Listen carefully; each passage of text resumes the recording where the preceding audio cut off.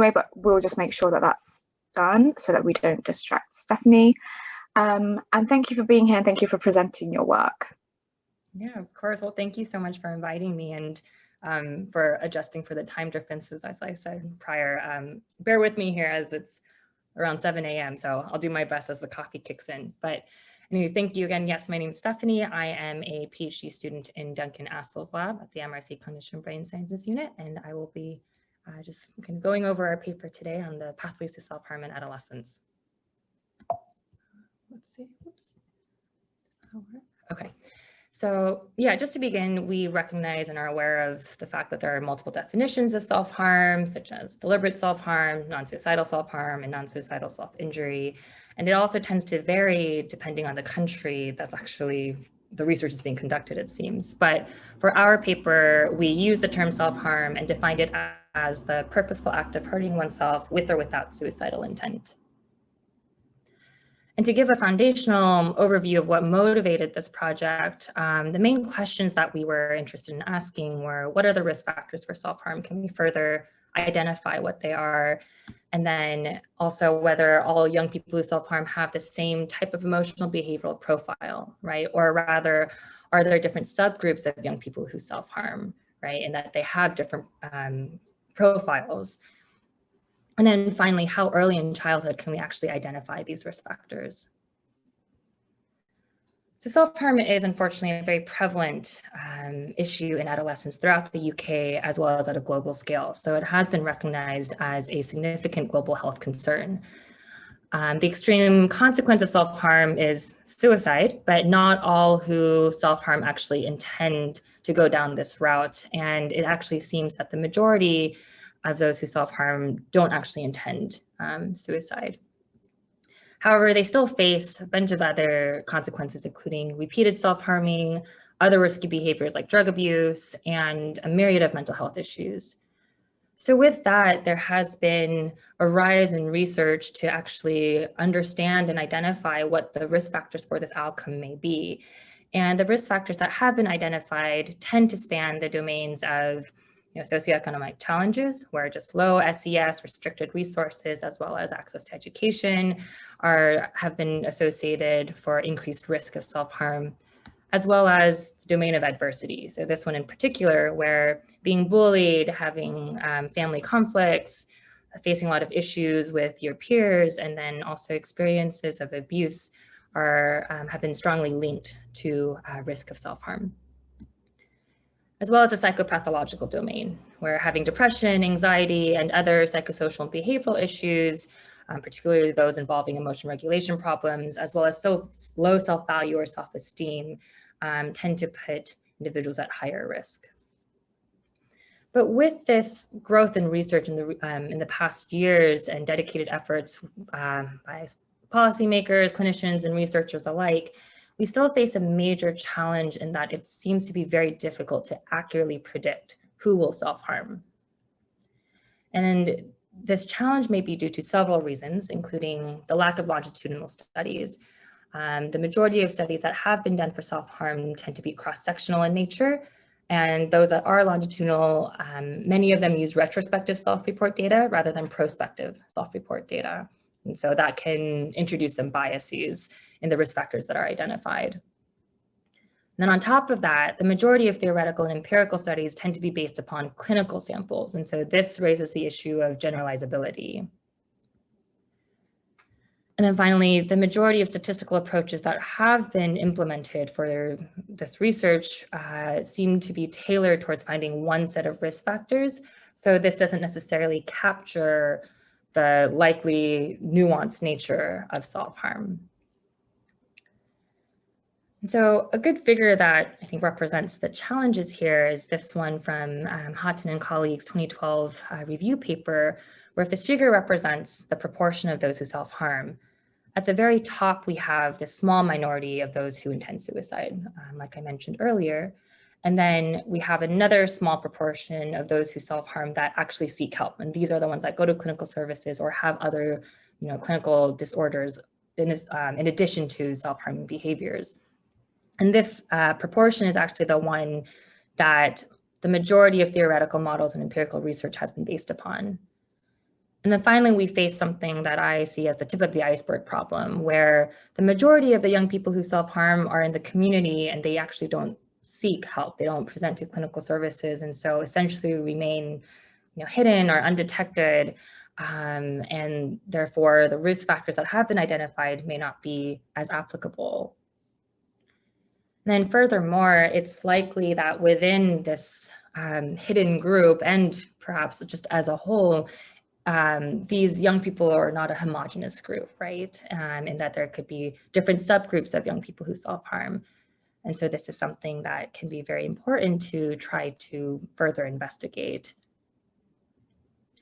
So our overarching aim for our study was to identify the developmental trajectories of young people who self-harm with the questions that I mentioned earlier in mind, particularly to identify whether or not there are different profiles of young people who self-harm with different associated risk factors, and then also approach it from a longitudinal manner to track their development. So for our methods, we had our participants from the Millennium Cohort study, and then we identified their profiles, and then finally their risk factors. So for the participants, the Millennium Cohort study, which I'm not sure if you all have heard of, but it's a large-scale longitudinal national birth cohort study of young people throughout the UK. And they have been collecting data since the beginning of the millennia of these participants starting when they were 9 months old. And then every few years, this group goes in and collects a mass amount of behavioral, socio-emotional, physical, and cognitive data, and therefore providing a very rich, open data set for those interested in developmental studies. For our study, we had almost 11,000 participants and started when they were at age 14, which is when they first reported self-harming by answering yes or no to a question that was phrased, have you hurt yourself on purpose in the past year? And so from this sample of almost 11,000, we see that approximately 15% say that they have. And it's not as surprising in consideration of the prior research that has been done, but the percentage is still pretty alarming, right? That there is such a large amount of young people who are saying that they do self-harm at the age of 14. So then our next step was to go through profiles, or as in investigate whether or not profiles exist. And I'm going to kind of gloss over the methods here, so bear with me as well. But what we used was something called self-organizing maps, or SOMs, which is a nonlinear data reduction technique that essentially reduces a large or high-dimensional data set into a 2D grid of nodes, or a map of nodes. And within those nodes, it will contain a weighted vector of values that represents the interrelationships across our input variables, right? And so within each iteration as well, they'll go through, there's a learning algorithm where the data will essentially train itself, learn more about all the participants' data, and then I guess update the weighted vector of values of nodes, and then start allocating participants to each node, and essentially creates a profile that will best match whatever participants are in our sample. So for the input variables that we used, we looked at the strength and difficulties questionnaire subdomains for emotional behavioral factors, as well as the mood and feelings questionnaire, which is a self-reported mental health measure. And so with that, we have this map of nodes, and then we identified where the young people who self-harm lied across the map. And this map was trained on the almost 11,000 participants that we had originally. So visually speaking, we can see that there appear to be two clusters of young people who self-harm. And so to confirm this, we performed a k-means clustering algorithm, and then validated that there were in fact two subgroups, right? So one is group 1, which is a group that presented psychopathology, where they had low SDQ scores, or poor SDQ scores, sorry, and poor mental health. Whereas group 2, which was much larger, almost 3 times the size, and also did not present psychopathology, didn't have the expected profile, right? So they didn't have the poor SDQ scores and the low mental health like their group 1 counterparts. And then we also randomly selected a comparison sample of young people who did not report self-harming. And just to show kind of how their SDQ trajectory was, the Millennium Cohort study started collecting SDQ data when participants were 5 years old.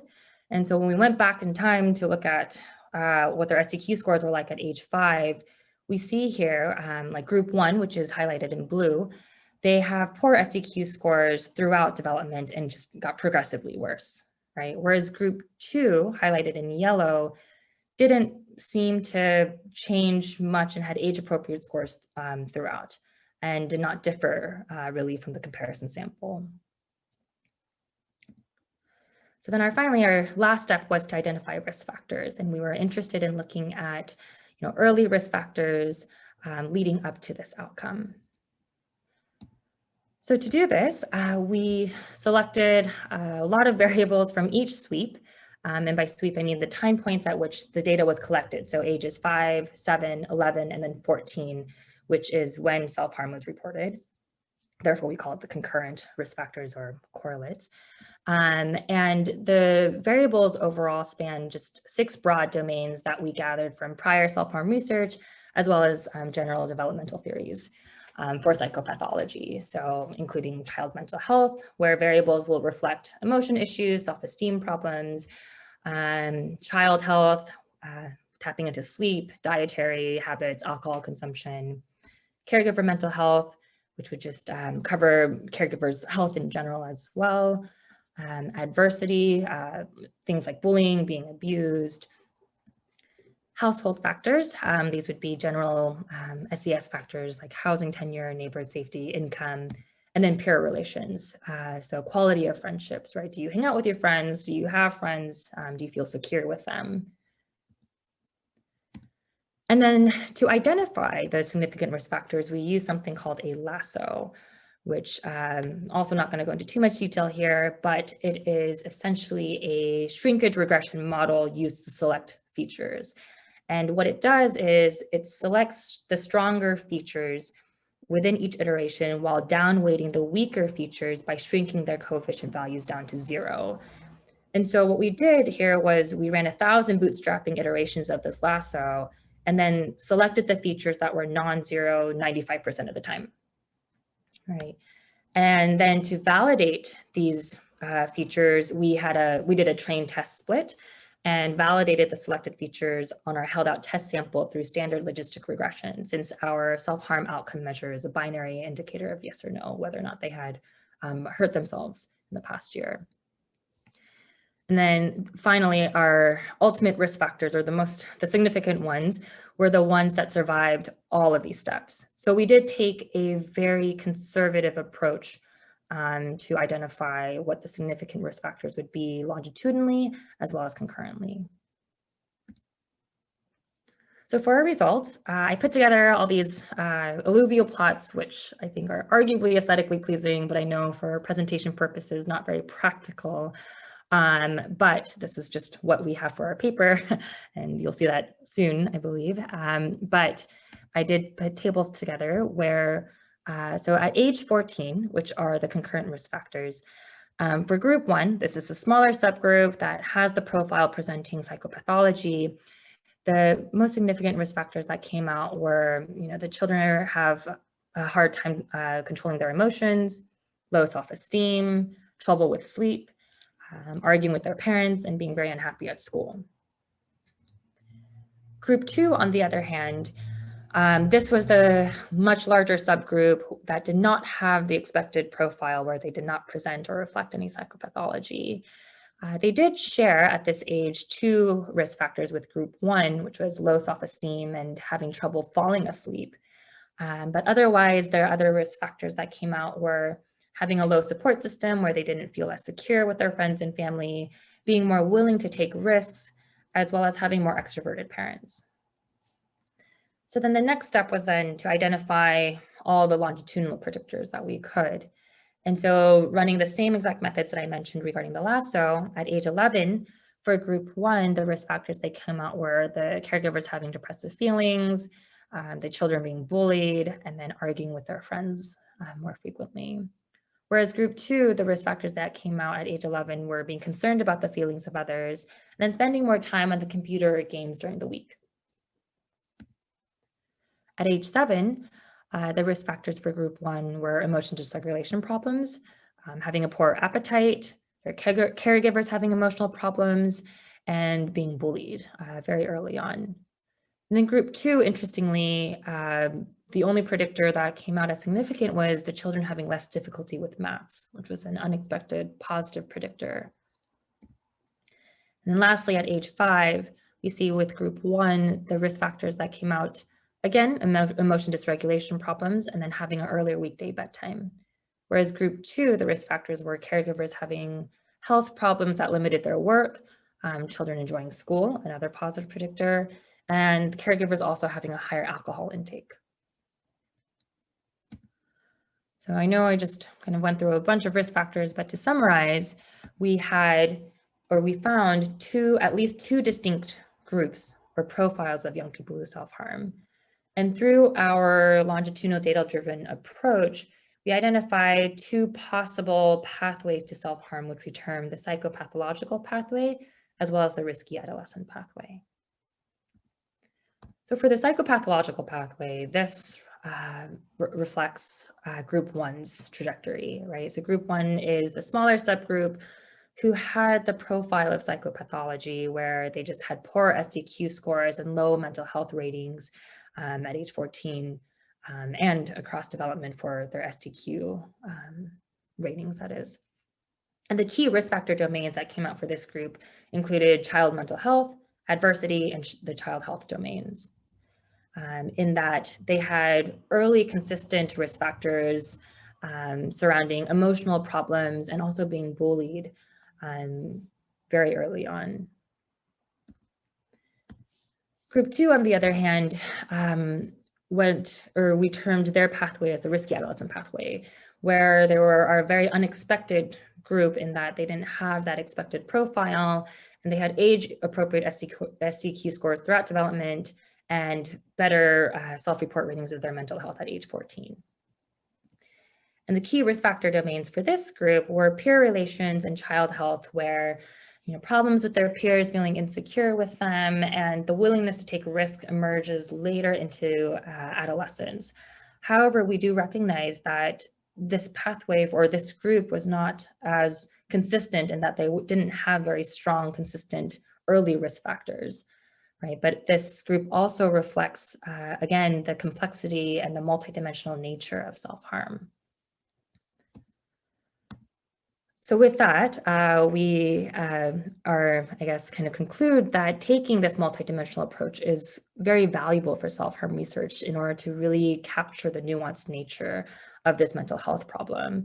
And future steps would include, parsing out the subgroups further, because it's likely that there are more subgroups within the community samples. Another thing to also take into consideration is looking at the subtypes of self-harming behavior itself.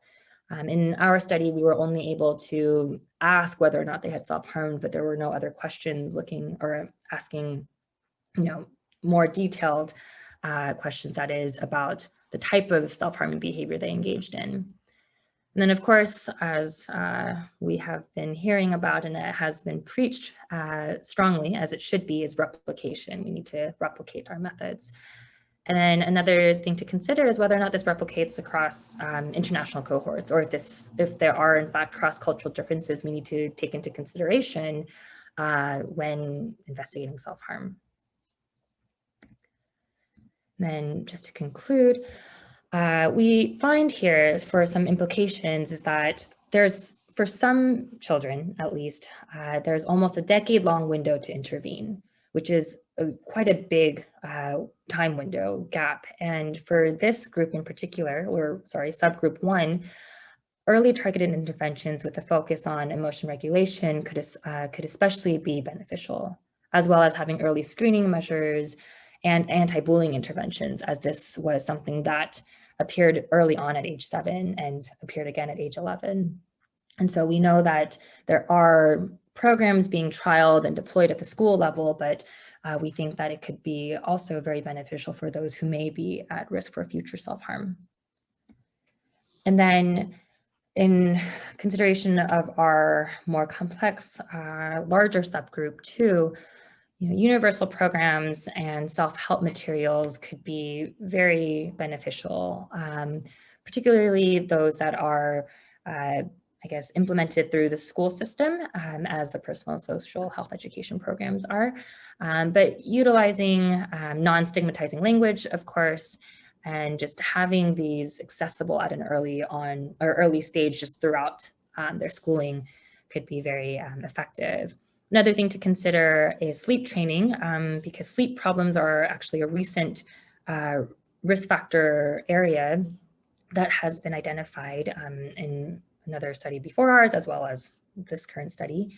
And we know that sleep problems are associated with a lot of mood disorders and emotion problems. And then finally, just school programs and teacher training to respond to self-harm, in that it seems that teachers are usually or often the first to actually hear about self-harm, but they may not have the proper training to respond to hearing about those incidents. And so, yeah, with that, I'll just end there. I just want to say thank you so much to my collaborators, of course, my postdoc, Edwin, who's been the mastermind here with the stats, my funding body, Gates Cambridge Trust, and then thank you all for coming and listening today. Thank you. I think we'll stop